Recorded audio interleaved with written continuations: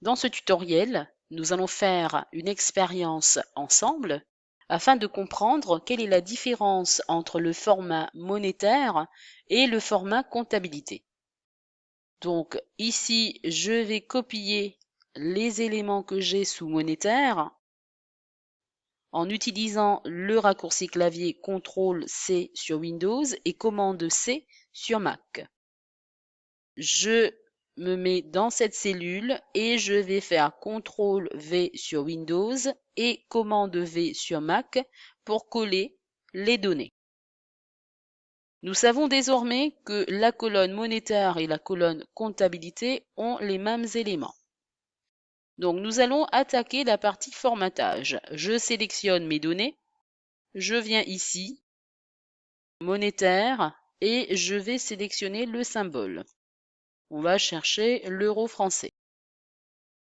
Je fais la même chose ici, comptabilité.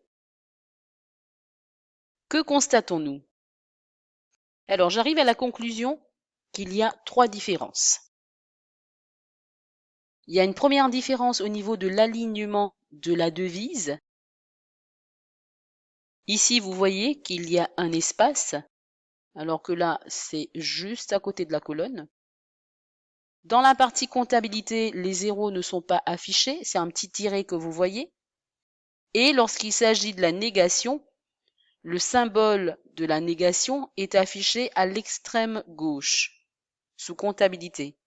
Alors que dans monétaire, c'est juste devant le chiffre. Pour ma part, après cette analyse, je trouve que le format comptabilité correspond plus à ce que nous faisons en ce moment. Nous verrons juste après comment faire le formatage des dates dans Excel.